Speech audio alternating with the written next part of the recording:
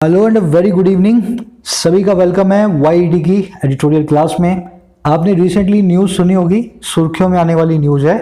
पाकिस्तान ने दाऊद इब्राहिम से अपने रिश्तों को कबूला है, जो कि इंडिया का मोस्ट रिनाउंड गैंगस्टर है। उसको पाकिस्तान में पनाह मिली हुई है, ऐसा उन्होंने लगभग सा मान भी लिया है। आज उसी एडिटोरियल को जो है ना, उसी के ऊपर बेस्ड है अपना सुबह का back and fourth is the title of the editorial. आज के एडिटोरियल को पढ़ के आपको मजा तो आएगा ही, साथ में हर रोज की तरह ग्रामर, वोकैबुलरी सब कुछ हमने इंटीग्रेट किया हुआ है एक ही सेशन के दौरान। तो अगर आपको मैक्सिमम बेनिफिट उठाना है तो पूरी वीडियो को एक सिटिंग में पूरे फोकस के साथ देखें। फ्लो बनना चाहिए ना, फ्लो बहुत जरूरी है। चलिए शुरू करते हैं, आइए कुछ नया सीखते हैं।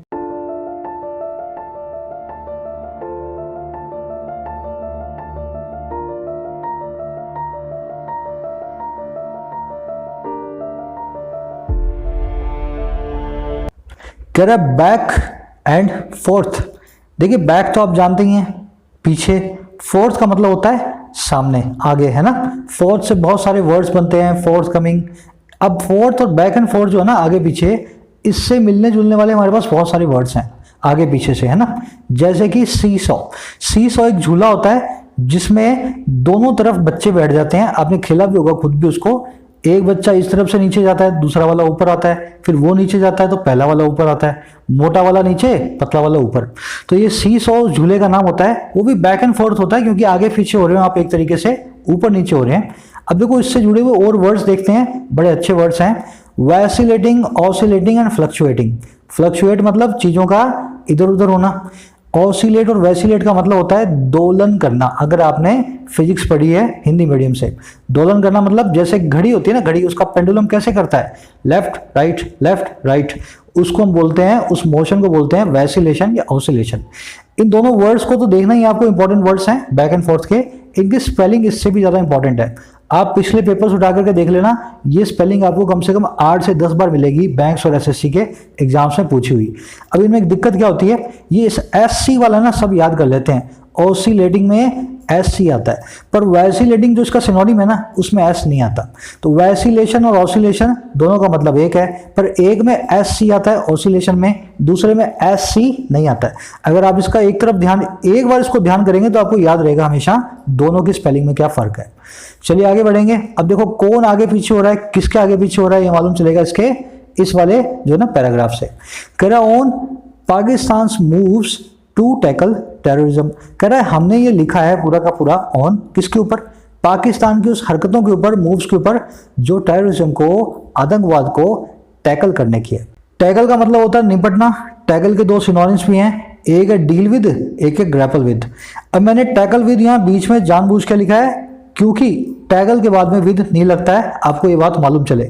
डील के साथ में विद लगेगा, ग्रैपल के साथ में विद लगेगा, इन दोनों का मतलब है किसी से निपटना। पर टैगल के साथ विद मत लगा देना, इसको किसी को नहीं निपटना होता, विद लगा के बिना विद के निपट लेता है, ठीक है ना। तो इसको यहाँ से रिमूव करें। चलिए बढ़ते हैं आगे टाइटल पैराग्राफ की तरफ। क्या कहना चाह रहा है, कह रहा Pakistan must fulfil it's FATF obligations bye acting against terrorist. कह रहा पाकिस्तान को मस्ट करना ही चाहिए। अच्छा क्या, फुलफिल करना चाहिए। फुलफिल करना मतलब किसी चीज की पूर्ति करना, किसी चीज को पूरा करना। तो कह रहा पाकिस्तान को पूरा करना ही चाहिए उन ऑब्लिगेशंस को, उन कर्तव्यों को, फर्जों को, रिस्पॉन्सिबिलिटीज को जो है FATF। अब ये पता नहीं क्या है, ये आगे आएगा फुल फॉर्म के साथ। तो कह रहा पाकिस्तान को इन सारी ड्यूटीज को फुलफिल करना चाहिए। और कैसे, एक्ट अगेंस्ट करके, कदम उठा करके खिलाफ टेररिज्म के, इन जो है टेररिस्ट लोगों के, इन आतंकवादियों के। तो इनके खिलाफ कदम उठा करके इन सारे अपने फर्ज को पूरा करना है। अब आ जाओ सेंटेंस पे देखने वाली चीजों पे। सब्जेक्ट है Pakistan, as usual green. Verb है यहाँ पे हमारी must fulfil, as usual pink. Green pink क्या है यहाँ पे, सब्जेक्ट सारी ग्रीन है पूरे एडिटोरियल के, वर्ब सारी पिंक है पूरे एडिटोरियल की। इससे क्या होगा, आप खुद करके देखो, मेरे सब्जेक्ट से अपना सब्जेक्ट, मेरी वर्ब से अपनी वर्ब मिलाओ, धीरे धीरे आपको पता लगेगा आप इंग्लिश में क्यों कमजोर हो। आप धीरे धीरे अपनी कमजोरी भी पकड़ोगे और उस पर काम करना भी शुरू कर दोगे। ये छोटी सी ट्रिक है सब्जेक्ट वर्ब को पकड़ने की, ठीक है ना। तो मेरे साथ मिलाते जाएं। अब इस सेंटेंस में देखने वाली एक चीज है जिसकी तरफ मैं आपका ध्यान खींचता हूँ। हाँ, ये फुलफिल है ना, इसकी स्पेलिंग में बहुत लोग जो है ना कंफ्यूज होते हैं, क्योंकि फुल की स्पेलिंग होती है FULL, फिल की स्पेलिंग होती है FILL। अब वो लड़का क्या करता है, दोनों को जोड़ आता है। वो कैसे बनाया जाता है, जस्ट अ मिनट, ऐसे बनाया जाता है। तो ध्यान रखना, जोड़ तो आना दोनों को, मतलब भी दोनों का यही है, जुड़ करके बनने वाला, पर बीच में से एक एल निकल जाएगा। इस तरीके से फुलफिल लिखा जाता है। अच्छी स्पेलिंग है, इसकी तरफ नजर मारें। मैं तोड़ तोड़ के समझा रहा हूं स्पेलिंग को, है ना, कहां से आपकी कंफ्यूजन शुरू होती है और क्यों आप गलत स्पेलिंग बना के आते हो। चलिए आगे बढ़ते हैं। हाँ, एक समरी मैं आपको दे देता हूं। समरी ये है मेरे भाई लोग, पाकिस्तान ने कुछ 80-89 जो टेररिस्ट हैं, जो अपने जो आतंकवादी हैं, उनके नाम एक लिस्ट में जारी कर दिए हैं। कह दिया है कि इनकी प्रॉपर्टीज को हम कर देंगे सीज, इनके सारे बंगले, सारे बैंक अकाउंट्स, सब हथियार, सब कुछ इनके हम ले लेंगे, और साथ ही साथ इनको देश से आने और जाने में भी पाबंदियां लगेंगी। अब इसमें दो चीजें हैं। पहली चीज, ये किया क्यों गया है, पाकिस्तान के पास FATF नाम की एक एजेंसी है, शायद इटली बेस्ड है ये। इसने पाकिस्तान के ऊपर बहुत सारे प्रतिबंध लगा रखे हैं। क्यों लगाए हैं सैंक्शंस, क्योंकि पाकिस्तान में टेररिस्ट पनाह लेकर रहते हैं और पाकिस्तान गवर्नमेंट उनके खिलाफ एक्शन नहीं लेना चाहती। तो इन सैंक्शंस के कारण पाकिस्तान की इकोनॉमी बहुत खराब हो रही है आज की डेट में। तो उससे बचने के लिए उन लोगों को इसने खुश करने के लिए इन सैंक्शंस को लगाया है कि देखो हम भी अब टेररिस्ट लोगों के खिलाफ इस तरह के काम कर रहे हैं, आप हमें प्रतिबंध हटा दो, हमारी इकोनॉमी को आगे बढ़ने दो। तो एक है, एक तो FATF नाम की इस संस्था को खुश करने के लिए पाकिस्तान ने इस काम को किया। अब दूसरी चीज इसमें अच्छी क्या है, इसमें दाऊद इब्राहिम का भी नाम है। अच्छा, तीसरी चीज इसमें बुरी क्या है, दाऊद इब्राहिम का नाम तो है, पर पाकिस्तान ये कह रहा है कि इसका नाम यहाँ होने का मतलब ये नहीं कि ये यहीं पे रहता है। कह रहा है यहाँ पे नहीं रहता, बस इसकी प्रॉपर्टीज हमारे पास है, हमने इसलिए इसका नाम रखा है। अच्छा, चौथी चीज क्या है, पाकिस्तान ने जो लिस्ट जारी किया है, इसको डोमेस्टिक टेररिस्ट की लिस्ट के अंदर नहीं रखा है। समझ गए ना, जिनको इनको वास्तव में अमल में लाना है, उन आतंकवादियों की लिस्ट में और इस लिस्ट में जमीन और आसमान का फर्क है। तो देख करके लगता है कि सिर्फ एक दिखावा कर रहा है पाकिस्तान FATF को खुश करने का, इन आतंकवादियों के ऊपर कोई एक्शन नहीं लेगा। थोड़ी समरी लंबी होगी पर जरूरी थी बतानी। ये 3-4 पॉइंट्स इस पूरे एडिटोरियल में इसने डिस्कस किए हैं। आज की अपनी टोन है सजेस्टिंग, बहुत अच्छे तरीके से पाकिस्तान को सजेस्ट किया जा रहा है कि आप आतंकवादियों के खिलाफ काम करें, नहीं तो आपकी इकोनॉमी जो है बहुत बर्बाद होने वाली है पूरे तरीके से। शुरू करेंगे डालना इस समरी को कमेंट सेक्शन में। दूसरी चीज, टेलीग्राम ग्रुप को जाके ज्वाइन कर सकते हैं मेरे, जहां से आपको सुबह में पता लग जाएगा दोपहर में हम कौन सा एडिटोरियल करने वाले हैं। इस लेक्चर की PDF भी आपको वहां पे अवेलेबल है।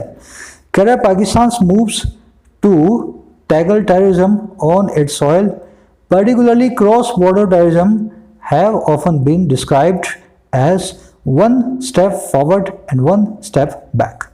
कह रहा है पाकिस्तान की जो हरकतें हैं टैकल करने की बिना विद लगाए, देखो टैकल बिना विद के, कह रहा है पाकिस्तान की जो हरकतें हैं निपटने की टेररिज्म के साथ, आतंकवाद के साथ, इसकी मिट्टी पे ऑन इट्स सॉइल, और खास करके पर्टिकुलरली खास करके क्रॉस बॉर्डर टेररिज्म, ऐसा आतंकवाद जो पाकिस्तान से अफगानिस्तान, पाकिस्तान से इंडिया क्रॉस बॉर्डर होता है ना।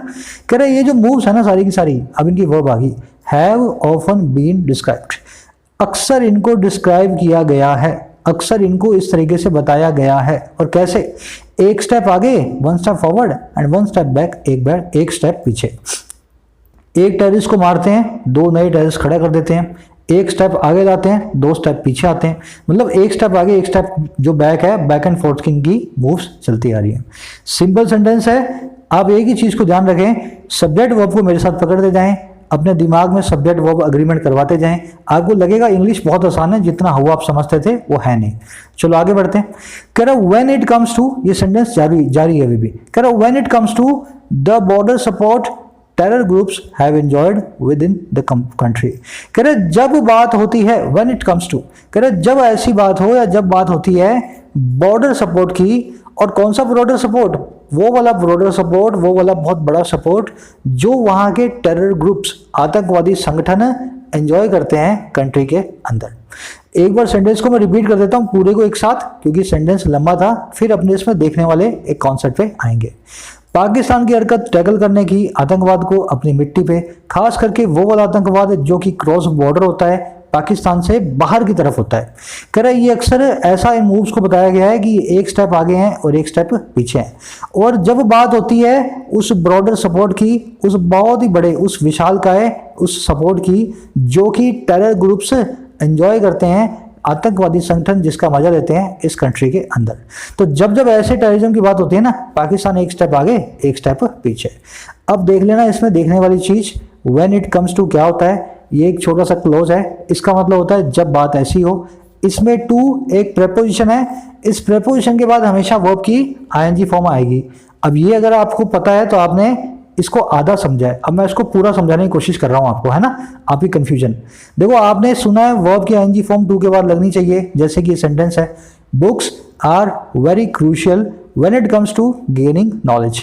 बुक्स बहुत क्रूशियल होती हैं जब बात होती है नॉलेज को गेन करने की।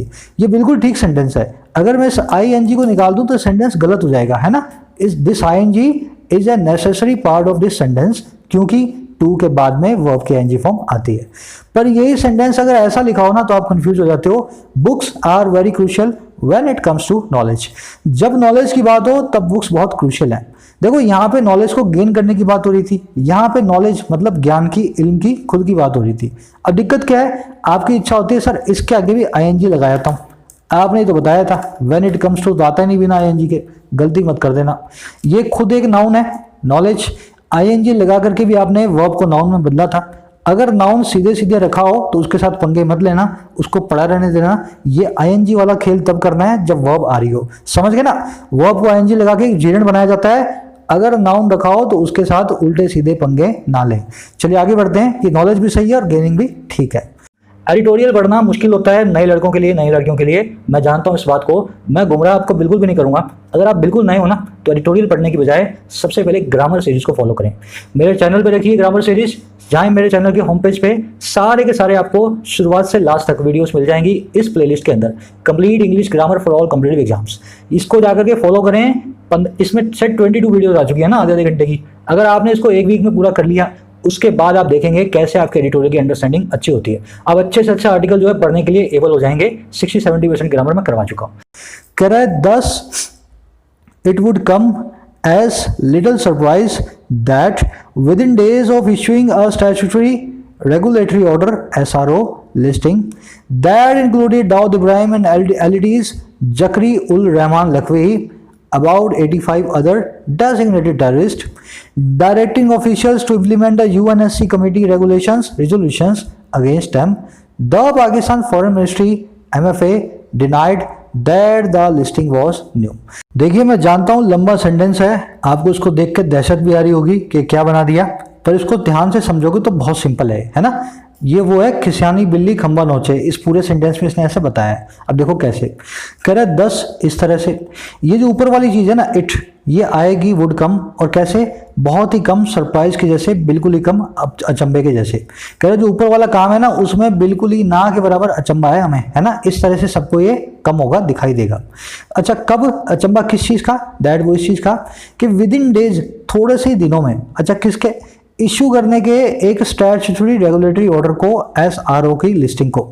अच्छा इश्यू किसको, कौन सी लिस्टिंग है, जिसमें शामिल है दाऊद इब्राहिम और LED का, लश्कर तैयबा का जकीर उर रहमान लखवी, और इसके साथ साथ लगभग 85 दूसरे ऐसे आतंकवादी जो डेजिग्नेटेड हैं, जिनको हमने डेजिग्नेट कर दिया, ठप्पा उन पे मार दिया। तो कह रहे थोड़े से दिनों में इस SRO की लिस्टिंग के, और वो लिस्टिंग जो डायरेक्ट करती है, जो कि एक दिशा निर्देश देती है, एक ऑर्डर करती है ऑफिशियल्स को, वहां के अधिकारियों को, कि वो इंप्लीमेंट करें UNSC की कमेटी की रेजोल्यूशंस को, है ना। ये जो ऊपर आपने देखी है ना वो पूरी संस्था, उसकी UNSC की वो कमेटी है। कह रहे इस लिस्टिंग के आने के थोड़े दिनों के अंदर ही, और ये रेजोल्यूशन लगानी है अगेंस्ट इन लोगों के खिलाफ, ऊपर 85-87 लोगों के खिलाफ। कह रहे थोड़े दिनों के अंदर ही पाकिस्तान के जो फॉरेन मिनिस्ट्री है ना, इसने डिनाई कर दिया, मना कर दिया कि ये लिस्टिंग जो थी ये वॉज न्यू, ये नहीं थी। हुआ क्या, इसने जैसे ही लिस्टिंग पहले की, ये लिस्ट बनाई और सबके सामने दिखाई, फिर 2-3 दिन बाद जाके क्या बोला सबने, इसकी फॉरेन मिनिस्ट्री ने, कि ये नई लिस्ट नहीं है, ये तो बाबा आदम के जमाने की लिस्ट है, हमने पहले से रखी हुई थी, आपको दिखाई नहीं थी। समझ गए सेंटेंस को क्या कहना चाह रहा है। तो कह रहा है ये बहुत ही कम सरप्राइज की बात है कि पाकिस्तान ने पहले एक लिस्ट बनाई, इन सबको डाला, अपने ऑफिशियल्स को बोला कि UNSC की कमेटी की रेजोल्यूशंस को इंप्लीमेंट करवाओ इन सब आतंकवादियों के खिलाफ, और फिर मिनिस्ट्री ने इसके आगे बोल दिया, मना कर दिया कि ये लिस्ट नहीं है, ये लिस्ट तो बहुत पुरानी है। सेंटेंस लंबा है पर इस तरीके से समझा जा सकता है। सब्जेक्ट वर्ब सब पकड़ेंगे आप, इट की वर्ब है वुड कम, दैट की वर्ब है इंक्लूडेड, मिनिस्ट्री की वर्ब है डिनाइड, है ना। चलिए, कह रहे the listing had UNSC and Interpol information on at least 5 Pakistani passports and 3 Karachi addresses that belonged to Dawood, the former underworld don and the accused mastermind of Mumbai's 1993 blast। कह रहा है जो लिस्टिंग थी, ये जो लिस्ट थी, इसमें थे हेड और क्या, UNSC और इंटरपोल की इंफॉर्मेशन। UNSC मतलब सुरक्षा महासभा, यूनाइटेड नेशन सिक्योरिटी काउंसिल। तो ये लिस्टिंग में एक तो सुरक्षा महासभा और हमारी एक इंटरपोल है ना, इनकी इंफॉर्मेशन थी। और किसके ऊपर, कम से कम 5 पाकिस्तानी पासपोर्टों के ऊपर, और किसके ऊपर, 3 कराची एड्रेसेस के ऊपर। अच्छा, जो कि बिलोंग करते थे सबके सब दाऊद इब्राहिम को। अच्छा, ये है कौन, ये पुराना फॉर्मर हमारा अंडरवर्ल्ड डॉन है और अक्यूज्ड है, मास्टरमाइंड, सब करता धरता मुंबई 1993 ब्लास्ट का। तो कह रहे इस लिस्टिंग के अंदर UNSC और इंटरपोल की इंफॉर्मेशन थी कि दाऊद के पास 5 पासपोर्ट हैं पाकिस्तान के इश्यू किए हुए और 3 एड्रेस हैं कराची के, और वो सब के सब उस दाऊद के खिलाफ जिसने 93 के ब्लास्ट किए थे। समझ गए सेंटेंस को, सिंपल सेंटेंस है। अब आ जाओ सेंटेंस में देखने वाली चीज़ों पे।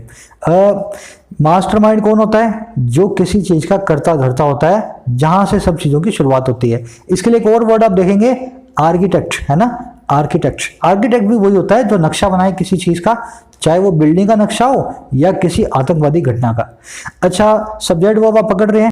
अब यहाँ पे कॉमन सा सवाल आता है बहुत सारे व्यूअर्स का, सर ये लिस्टिंग यहाँ पे क्यों लिखा हुआ है, लिस्ट भी तो लिख सकता था ना। वैसे ही कभी कभी आप देखेंगे ग्रुपिंग, ग्रुप वर्ड की जगह ग्रुपिंग लिखा होगा, G7 ग्रुपिंग, G8 ग्रुपिंग, तो ग्रुप क्यों नहीं लिखा हुआ था। बहुत अच्छा सवाल है और जेन्युइन सवाल है। अब इसको समझे आप, जब लिस्ट की जगह लिस्टिंग रख रहे हैं ना, तो उसका मतलब क्या है, अब लिस्ट की बात नहीं कर रहे हम बात कर रहे हैं इस लिस्ट को बनाने के काम की। तो ये जो लिस्टिंग थी ना, इसके अंदर इंफॉर्मेशन थी सारी की सारी, मतलब लिस्ट पे ज्यादा हमारा फोकस नहीं है, इस लिस्ट को बनाया गया ना, इस चीज पे हमारा ज्यादा फोकस है।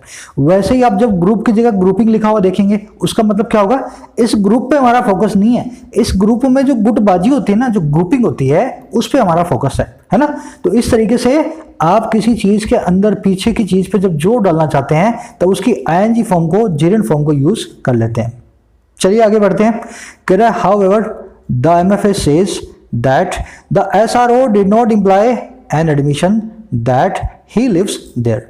हालांकि जो मिनिस्ट्री ऑफ फॉरेन अफेयर्स है पाकिस्तान की, ये ऐसा कहती है कि ये जो SRO है ना, स्टैट्यूटरी, इसका पूरा फुल फॉर्म देख लेना, RO क्या है, कौन सा ऑर्डर है। करे जो ऑर्डर है SRO, ये इंप्लाई नहीं करता है, इसका ये कोई मीनिंग नहीं है, कभी भी इंडिकेट नहीं करता है कि किस चीज़ को, एक एडमिशन को मान लेने को, क्या कि वो यहाँ पे रहता है। कह रहा हमने लिस्ट जरूर बनाई है, दाऊद को 5 पासपोर्ट जरूर इशू किए हैं, उसके 3 बंगले जरूर हैं पाकिस्तान में, पर हम ये नहीं करें वो पाकिस्तान में रहता है। बाकी आप समझदार हो, समझ गए ना सेंटेंस को।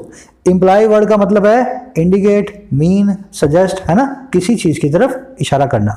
देखिए हमारी गवर्नमेंट की फेलियर है, कितने सालों से हम दाऊद को ढूंढ रहे हैं, है ना, पर पाकिस्तान में उसका पिन कोड भी पता है, ऐसा कहते हैं लोगों को, फिर भी हम जाकर के उसको ला नहीं पाए आज तक। तो हमारी गवर्नमेंट की पॉलिटिकल विल की कमी है हमारी कंट्री में।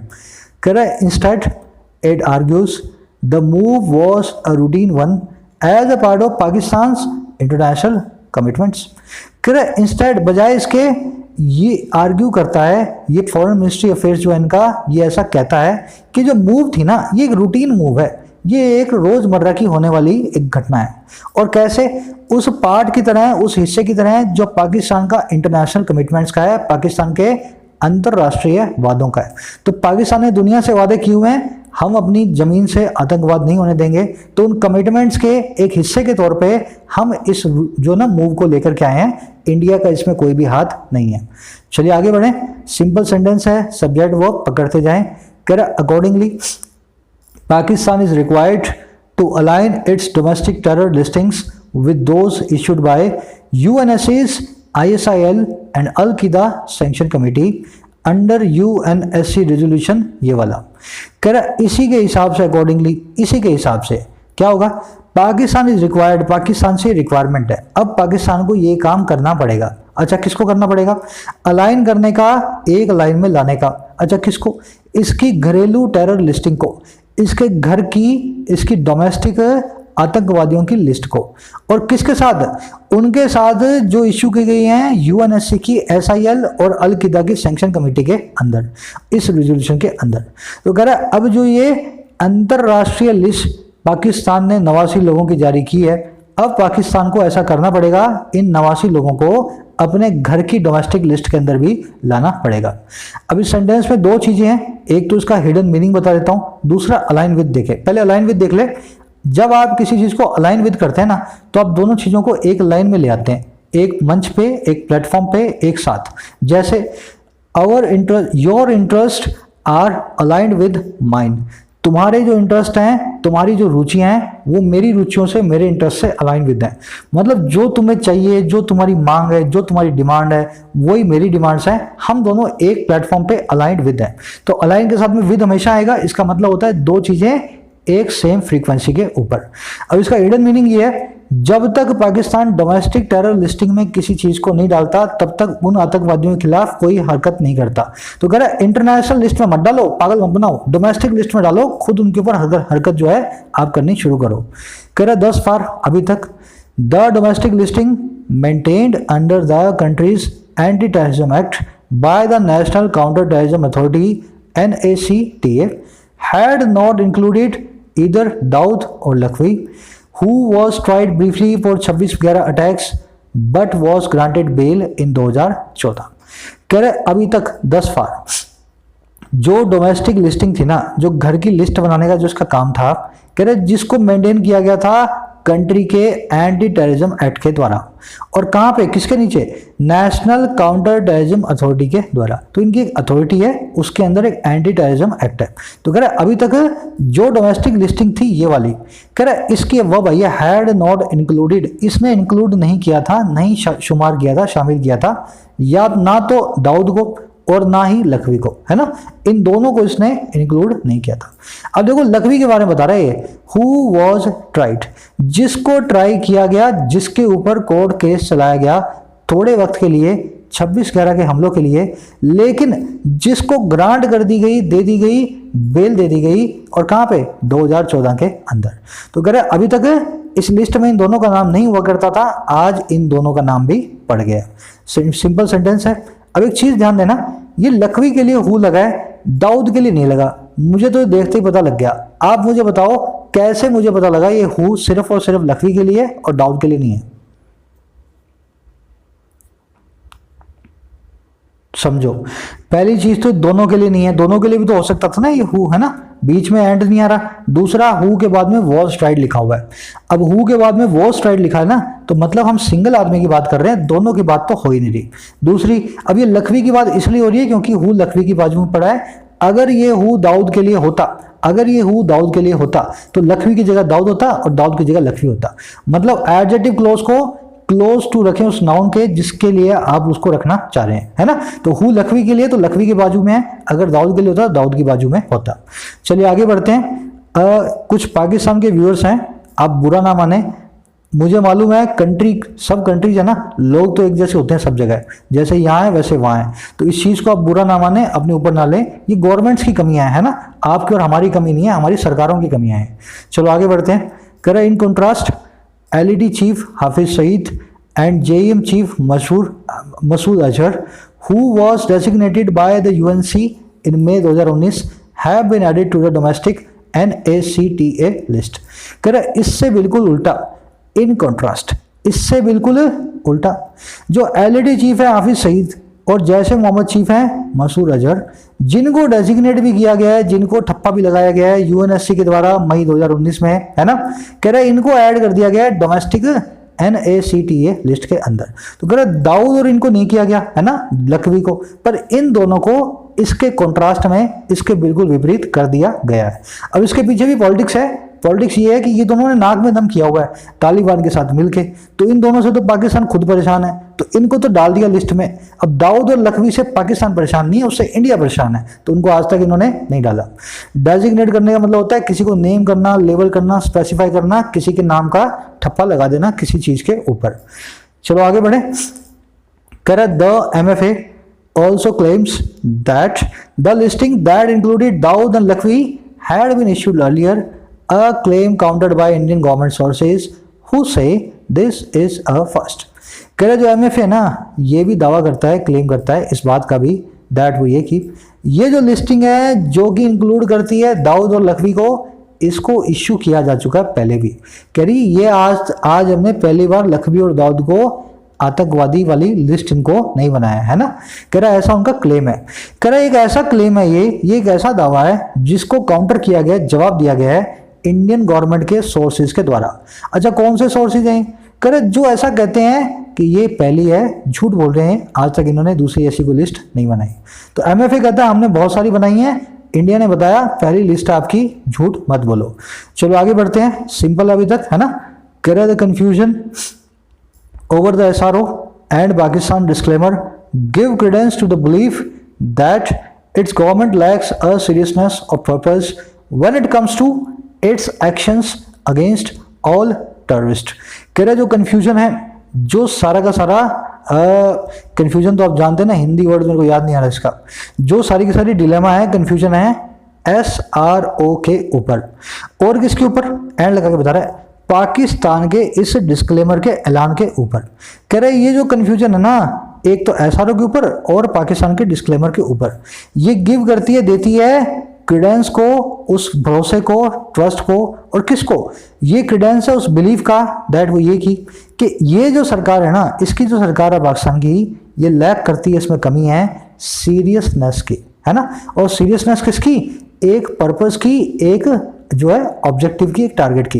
कोई टारगेट वाली सीरियसनेस इनके पास नहीं है कि हमें टेररिज्म को खत्म करना है, ऐसा कोई टारगेट इन्होंने सीरियस होकर नहीं बनाया हुआ। आगे वही करा है, व्हेन इट कम्स टू, जब बात होती है इसके एक्शंस की, इसकी हरकतों की, अगेंस्ट ऑल टेररिस्ट, अगेंस्ट सभी के सभी आतंकवादी। एक बार सेंटेंस रिपीट करता हूं, अच्छा सेंटेंस है। कह रहा है कंफ्यूजन एसआरओ के ऊपर और पाकिस्तान के डिस्क्लेमर के ऊपर, ये देती है इस भरोसे को, इस क्रेडेंस को, और क्रेडेंस किसको, इस बिलीफ पे, है ना, इस विश्वास पे। तो इस विश्वास पे सबका विश्वास अब हो जाएगा दैट को क्या, कि ये जो सरकार है इसमें कमी है सीरियसनेस ऑफ पर्पस की, कोई पर्पसफुल काम नहीं करती है, पर्पस को ध्यान में रख के सीरियस होकर किसी काम को नहीं करती है। अब काम क्या है, जब बात होती है इसके एक्शंस की, जब बात होती है इसकी हरकतों की, सारे के सारे आतंकवादियों के खिलाफ। सेंटेंस रोंग है, अभी मैं आपको बता देता हूं, ये सेंटेंस में गलती है।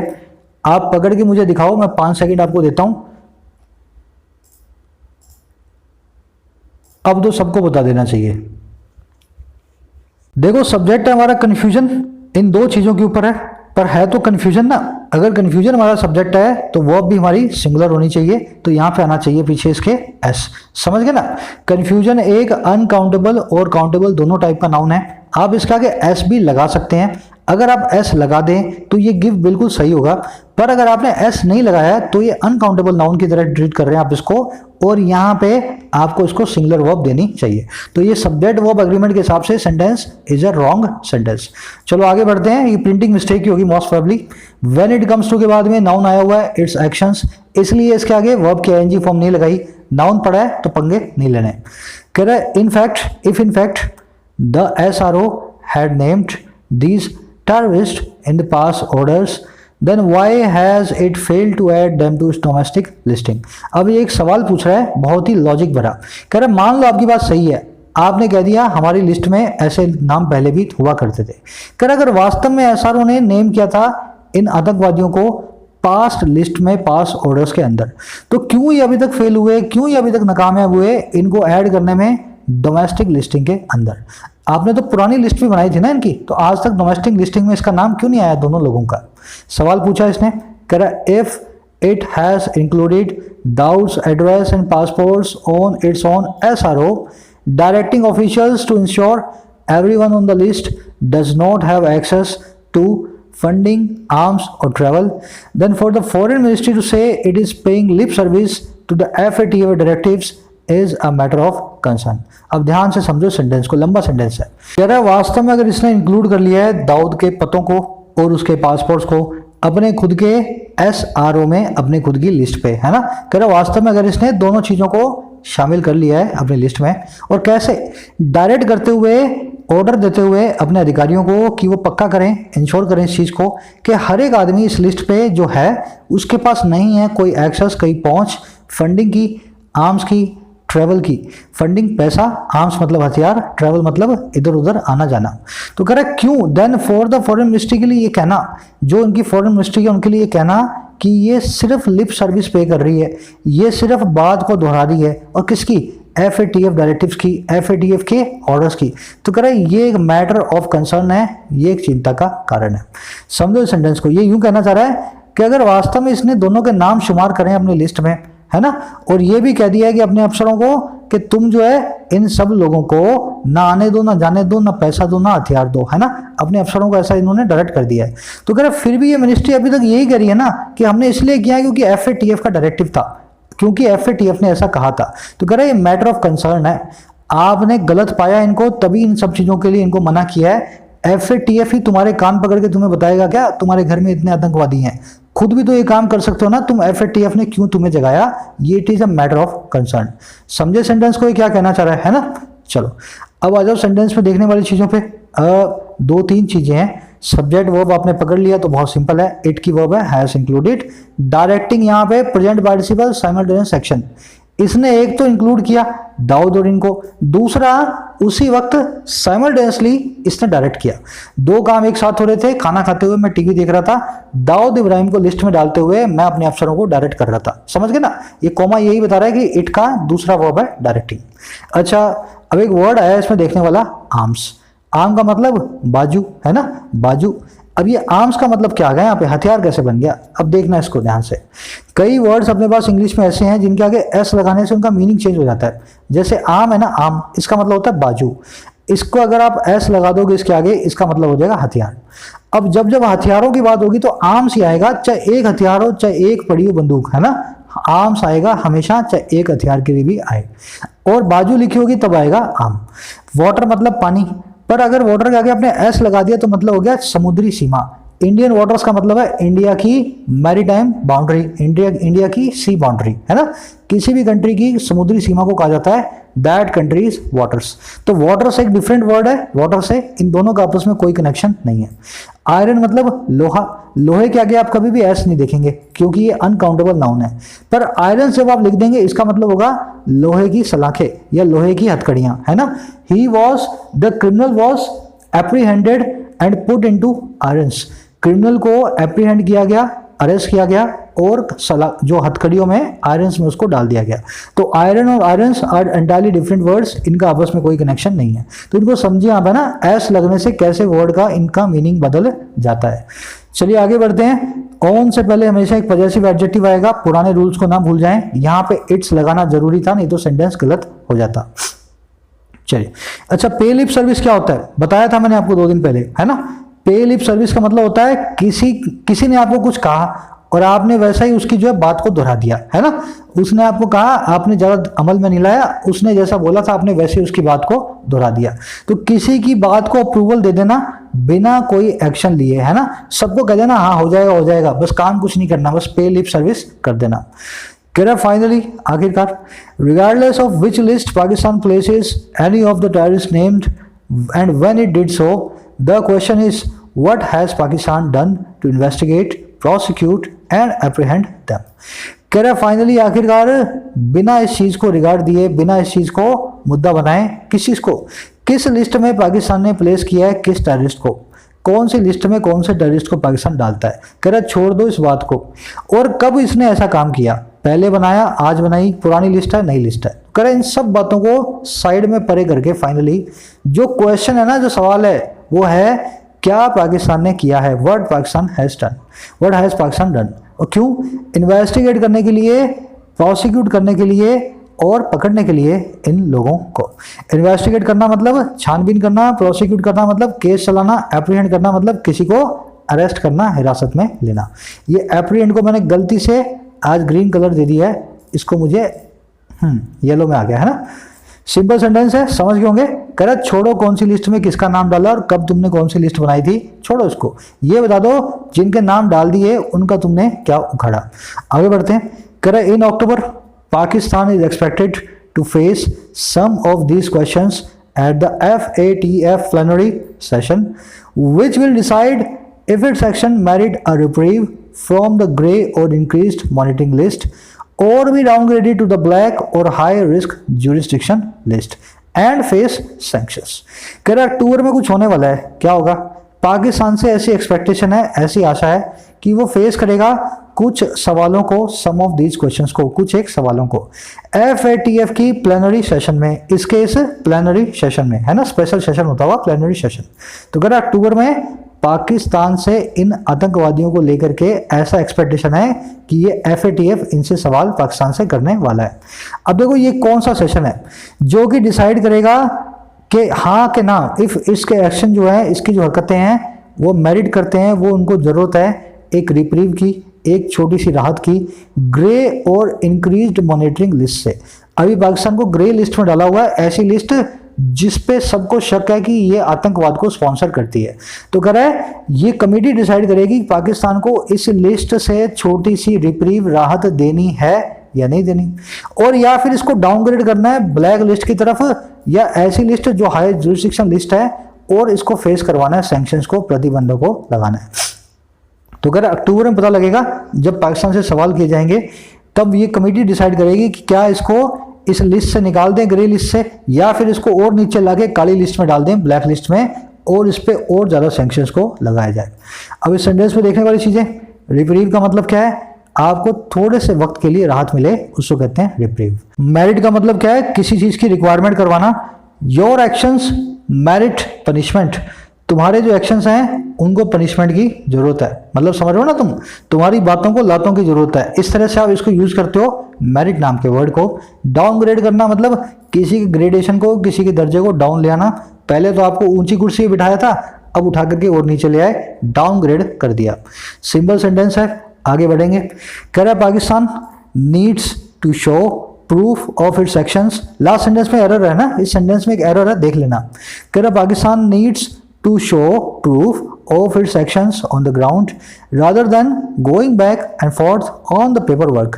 कह रहा पाकिस्तान को जरूरत है, नीड्स, जरूरत है इसको दिखाने की, सबूतों को, प्रूफ्स को, इसके एक्शंस की, इसकी हरकतों की, जो भी कदम इसने उठाए हैं। और कहाँ पे? ऑन द ग्राउंड, जमीनी हकीकत पे। पाकिस्तान को जरूरत है जो जमीन पे ही हरकतें कर रहा है, जो अपने एक्शन ले रहा है इन आतंकवादियों के खिलाफ, उनके सबूतों को दिखाने की, बजाय किस काम के? बजाय रादर देन गो करने के, जाने के, आगे पीछे, ऑसिलेट करने के, वैसिलेट करने के, बैक एंड फोर्थ होने के पेपर वर्क के ऊपर। कभी इस लिस्ट में डाल दिया, कभी इस लिस्ट में डाल दिया, कभी इसको दिखा दिया, कभी सबको कह दिया कि पुरानी लिस्ट है, नई लिस्ट है। कह रहे ये पेपर वर्क नहीं करना पाकिस्तान को। पाकिस्तान को जरूरत है इनको पकड़े, इनको मारे, इनके ऊपर केस चलाए और सारी दुनिया को सबूत दिखाए कि इनसे हमने इनको सही कर दिया है, आतंकवादियों को। सेंटेंस में क्या एरर है ये मैं आपको बता देता हूं, कोशिश आप पहले कर लेना, कई बार मैं बता भी चुका हूं। रादर देन जो है ना, रादर देन ये पैरेललिज्म के सिद्धांत को फॉलो करता है। अब ये सिद्धांत क्या कहता है? ये दो सेंटेंस देख करके आप इसको ना, इस रूल को समझेंगे। ये सेंटेंस गलत नहीं है, पर इसको इंप्रूव किया जा सकता है। सेंटेंस इंप्रूवमेंट में इस तरह के क्वेश्चंस को आप फेस करेंगे। For example, the government should cut tax rates rather than increasing it. सरकार को कम कर देनी चाहिए टैक्स की दरें, बजाय उनको बढ़ाने के। I enjoy watching movies on a Sunday rather than to go out with friends. मैं एंजॉय करता हूँ मूवीज देखना एक संडे को, बजाय अपने दोस्तों के साथ बाहर जाने को। दिक्कत क्या है? दोनों में रादर देन आ रहा है। पहले काम में क्या हो रहा था? देखो, गवर्नमेंट को टैक्स को कट कर देना चाहिए, शुड कट, और रादर देन किसकी बजाय? इंक्रीजिंग के। जब यहाँ पे वर्ब की फर्स्ट फॉर्म से आप बता रहे हो उसको, तो यहाँ पे वर्ब की आईएनजी फॉर्म कैसे लग सकती है? मतलब जैसे यहाँ पे वर्ब की फर्स्ट फॉर्म लगाई है, इसको भी वर्ब की फर्स्ट फॉर्म में चेंज कर दो, या फिर इसको वर्ब की आईएनजी फॉर्म में चेंज कर दो। पर इसमें दिक्कत हो जाएगी, शुड के बाद वर्ब की आईएनजी फॉर्म आ नहीं सकती, तो यहाँ पे तो फर्स्ट ही आएगी, आप कुछ कर नहीं सकते। अब ज्यादा ऑप्शन आपके पास है नहीं, तो यहाँ से इंक्रीज बना करके इसको सही कर दो। समझ गए ना? तो आपको क्या करना है? पैरेललिज्म को फॉलो करना है रादर देन के साथ, जो पहले वही बाद में। इसको देखो, आई एंजॉय वॉचिंग, एंजॉय के बाद में वर्ब की आईएनजी फॉर्म आती है, ये आप अच्छे तरीके से जानते हैं, है ना? आई एंजॉय वॉचिंग। अगर एंजॉय के बाद में वॉचिंग आया मेरे भाई, वर्ब की आईएनजी फॉर्म आनी है, तो रादर देन के बाद भी ये टू गो मत लगाओ, यहाँ लगाओ गोइंग आउट। ये सेंटेंस इंप्रूवमेंट में क्वेश्चंस आते हैं, देखें रादर देन को ध्यान से, आपको बहुत काम आएगा। अच्छा लगाओ तो जरूर से बताना कमेंट सेक्शन में, और ये बच्चों वाली लड़ाई मत किया करो कमेंट्स में। कुछ एक पाकिस्तानी व्यूअर्स हैं, उनकी भी आपको रिस्पेक्ट करनी है। कंट्रीज के लोग कभी भी बुरे नहीं होते, जैसे हम लोग हैं वैसे वहां भी होंगे, है ना। हर कंट्री के लोग तो एक जैसे ही होते हैं, सिर्फ सरकारों का सारा जो ना खेल है ये। तो ये गवर्नमेंट्स की बात हो रही है, लोगों की बात नहीं हो रही है ना। चलिए फिर मुलाकात लूंगा कल की वीडियो में। अपनी क्वेश्चंस को, अपनी समरी को आज की डालें कमेंट सेक्शन में। आज मैंने क्विज नहीं रखा है क्योंकि क्विज बना ही नहीं पाया, है ना, तो मैंने रखा ही नहीं। कल बनाऊंगा, फिर से कल रखूंगा। चलिए साइनिंग आउट।